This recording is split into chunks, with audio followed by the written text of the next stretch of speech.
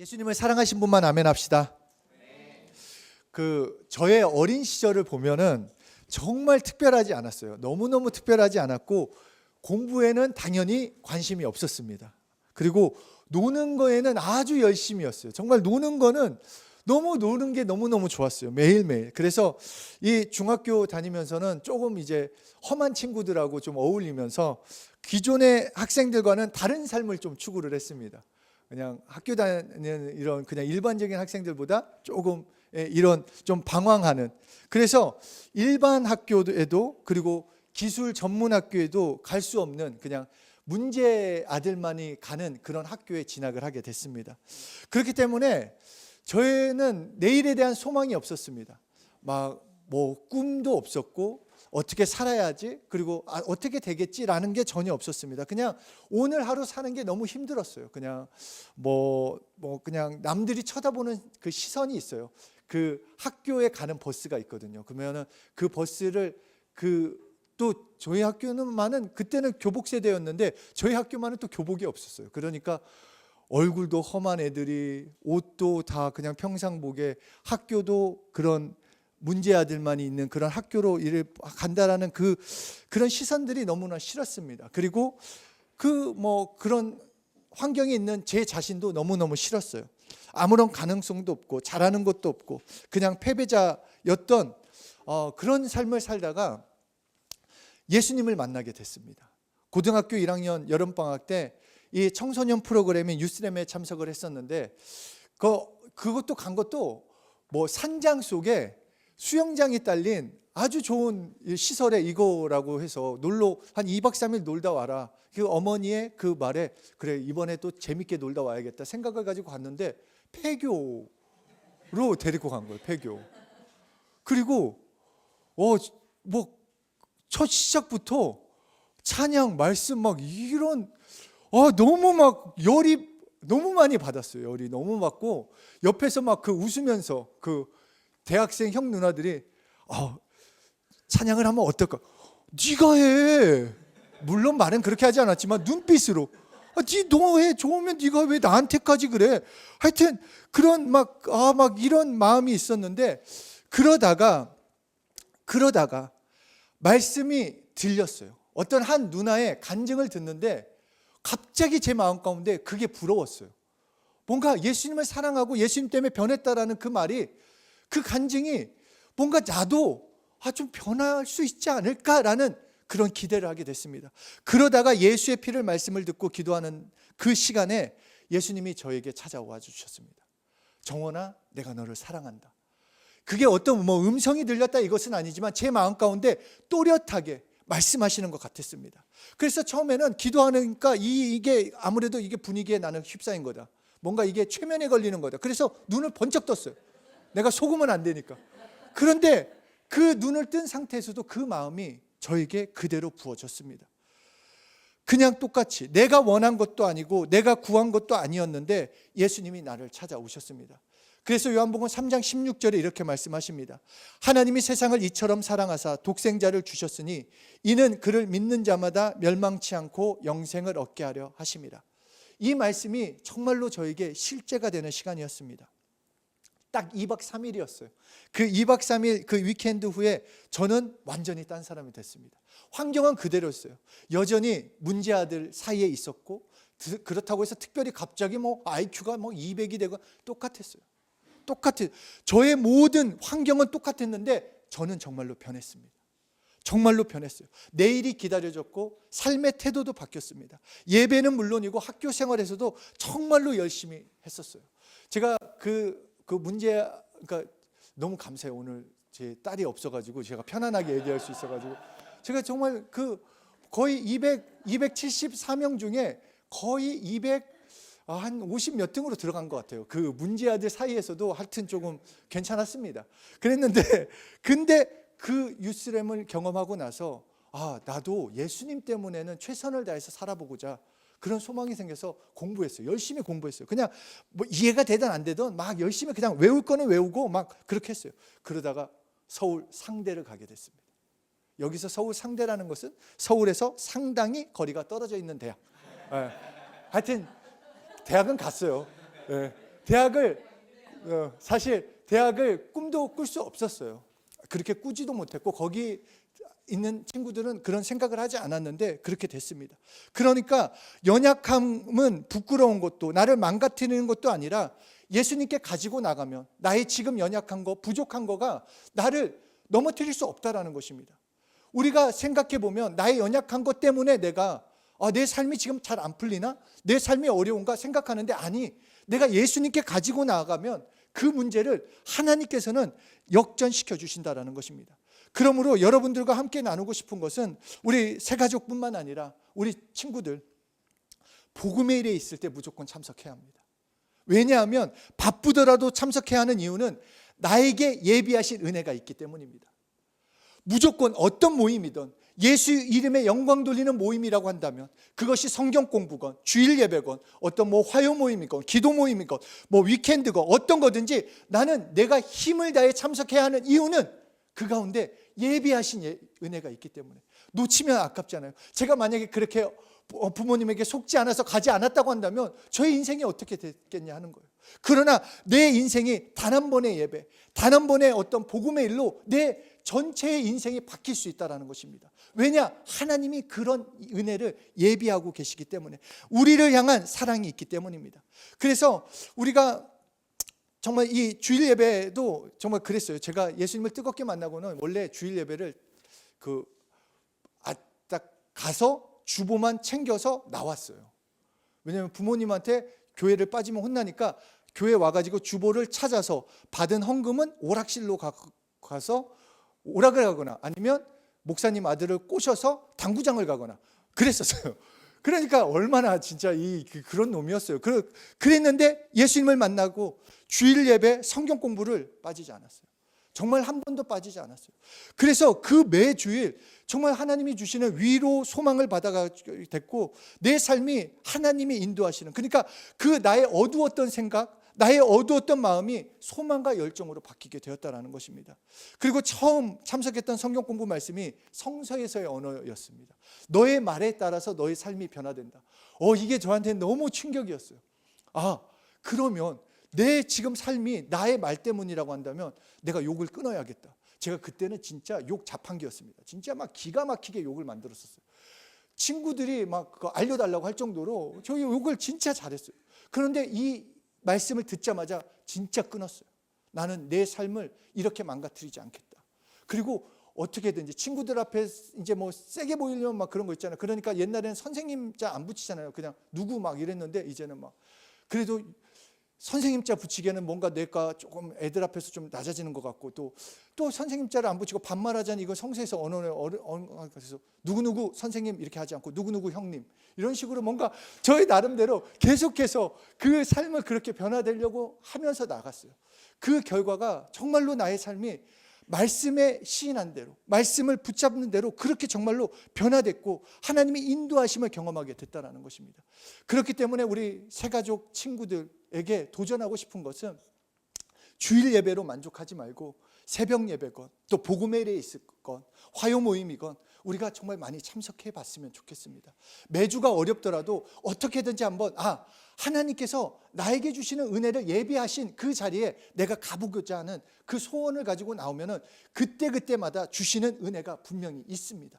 그러니까 그 소원을 가지고 여러분의 삶을 말씀과 기도로 그렇게 채워나가시면 어느 순간 그 모든 말씀이 여러분의 삶을 변화시켜 주시는 것을 분명히 경험하고 체험하게 되실 것이라는 것입니다.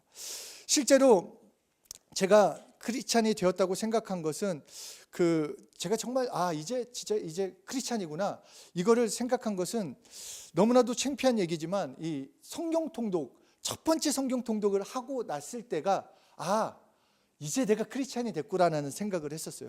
이 중국에서 기차를 타면 당시에 이제 기차에 짧게는 12시간, 많으면 36시간을 타고 다녔어야 돼요. 그때는 지금같이 고속철도가 있지 않고 일반 기차였기 때문에. 그리고 그때는 아주 우리는 강하게 다녔습니다. 이게 침대 칸에 가면 안 된다. 모든 사람은 앉아서 가야 한다. 그래서 12시간, 36시간 그냥 불편한 그 자리에 하는데 잠이 오잖아요. 근데 또 몸이 불편하니까 잠이 잘 안 오니까 어쩔 수 없이 나는 성경을 읽어야겠다. 그냥 수면제로 처음엔 그 생각으로 성경을 읽어야겠다 생각을 했어요. 이걸 읽으면 좀 잠이 오지 않을까, 꿀잠을 자야겠다. 그런데 그 말씀을 읽는데 뭔가 이해되는 건 아니었어요. 뭐 창세기, 출애굽기, 레위기 막 이런 건데 막 레위기 들어가니까 뭘 잡고 막 제사 막 하는데 이게 뭐 하지만 잠은 자야겠으니까 계속 읽어 나갔어요. 그렇게 구약을 읽고 신약을 읽고 막 나가는데 그 말씀들이 정말 새롭게 다가왔어요. 이거 내가 찬양 중에 했던 건데, 이거 목사님한테 들었던 건데, 이거 어디서 들은 말씀인데, 이런 것들이 막 연결되면서 그 말씀이 정말 새로워졌고, 그것을 읽고 나자 뭔가 자신감이 생겼어요. 말씀이 어려운 게 아니구나. 내가 아직 부족해서 연약해서 다 깨닫지 못하지만 하나님께서 나에게 이런 말씀을 주시는구나. 그래서 그때부터 그 말씀을 기도하고 그 말씀을 응답받는 것을 경험하며 나아갔다라는 것입니다. 여러분에게 도전하고 싶은 것은, 기도가 어려운 거는 내가 만들려고 하면 어렵습니다.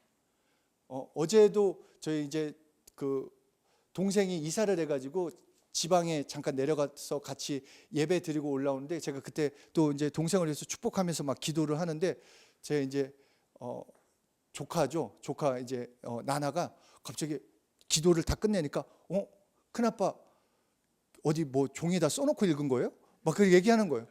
뭐 이거 어떻게 이거를 외워서 하지? 막 이런 생각. 그러니까 기도가 맞아요. 뭐냐면 기도가 내가 만들려고 하면 어려워요.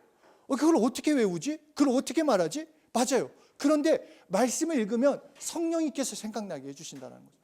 그러니까 기도의 내용을 내가 어렵게 생각할 게 아니라, 아까 뭐 하나님이 세상을 이처럼 사랑하사 독생자를 주셨느니, 이 말씀을 내가 읽었다. 오늘 여러분들에게 나눠준 그 말씀 구절, 그거를 꼭 저는 한 주 동안이 아니라 1년 동안 여러분의 말씀으로 삼았으면 좋겠습니다. 그 말씀을 가지고, 그것을 가지고 경험하는 거예요. 내가 예수를 믿기 때문에 멸망치 않고 영생을 얻는 축복을 나에게 주십시오. 나는 그런 영생, 생명으로 살기 원합니다. 그렇게 기도하면 하나님께서 말씀 따라 응답을 체험시켜 주시겠다라는 것입니다. 그러니까 우리가 정말 이 기도, 말씀, 그것으로 삶을 세워 나가야 하는 것입니다. 우리의 모든 인생 가운데 뭐 앞에서도 나눴지만 진짜 공부에 저는 전혀 관심이 없었습니다. 지금도 뭐 그렇게 공부를 좋아하는 건 아니지만, 그런데 사역을 시작하니까 신학교를 다녀야 한대요. 그냥 나는 선교사로 그냥 이렇게 예수를 전하면서, 아니래요. 또 신학교 다녔는데 이게 너무 어려운 거예요. 막 너무 어렵고 막 이게 책도 읽어야 하는데, 저는 책을 진짜 많이 안 읽었었거든요. 그러니까 책을 읽어야 하는 이런 것들이 너무 힘들었어요. 그래서 야고보서 1장 5절에 이런 말씀이 있더라고요. 우리 함께 읽겠습니다. 시작. 누구든지 지혜가 부족하거든 모든 사람에게 후히 주시고 꾸짖지 아니하시는 하나님께 구하라. 그리하시면 주시리라. 정말 이 말씀 가지고 기도했습니다. 나에게 지혜를 주십시오.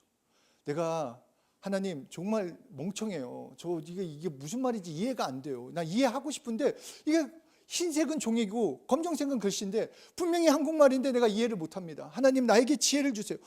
정말 이 지혜를 달라고 계속 구하자 저는 대학원만 3개를 졸업했습니다. 졸업장이 3개요, 대학. 그리고 현재 박사 논문을,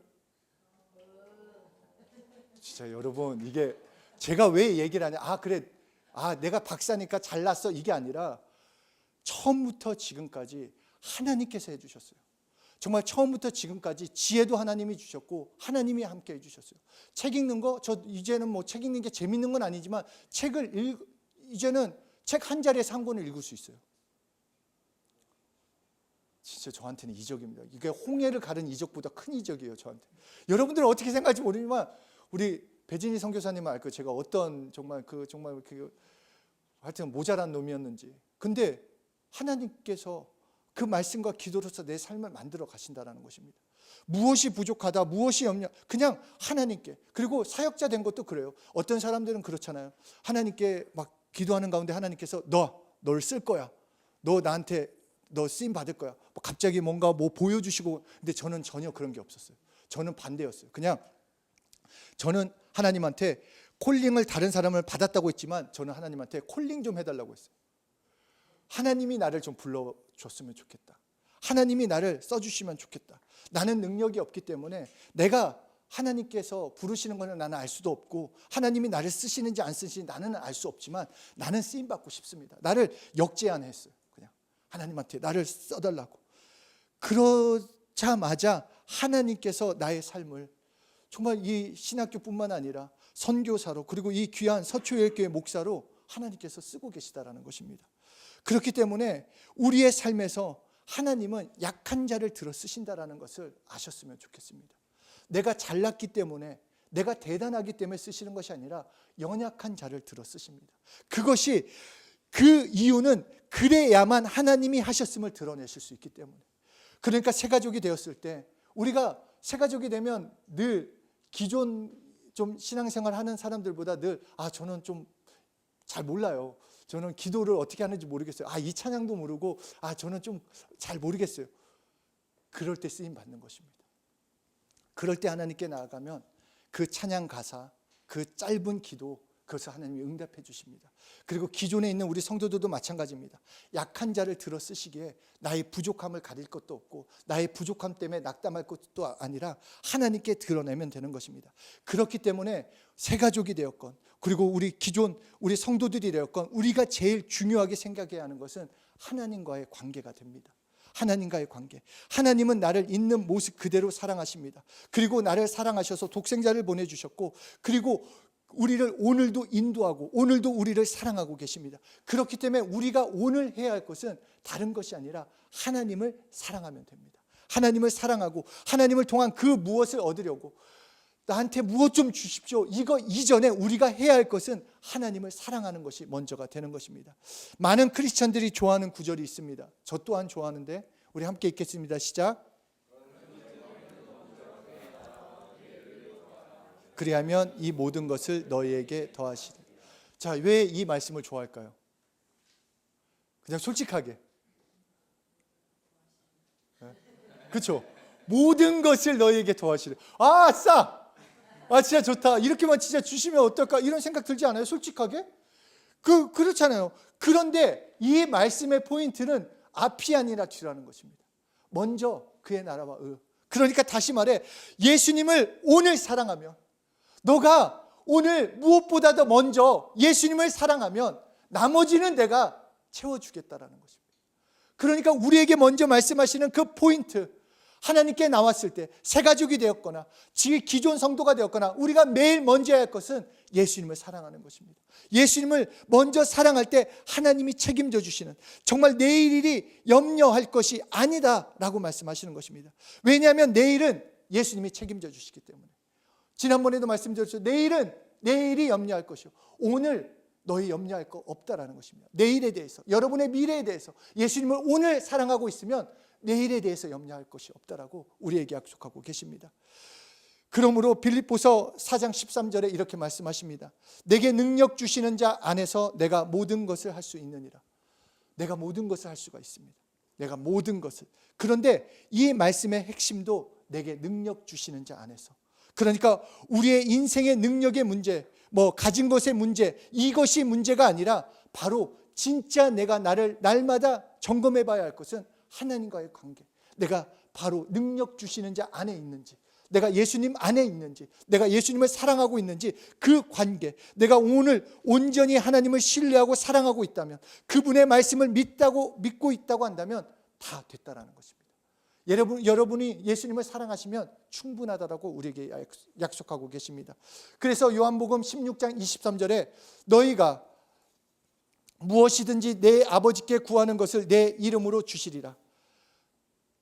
우리 새가족 여러분, 진짜 예수 이름으로 기도 응답을 받습니다. 목사가 기도했기 때문에 응답이 있는 게 아니라, 신앙생활에 오래된 사람이 기도했기 때문이 아니라 예수 이름으로 기도하면 응답이 있습니다.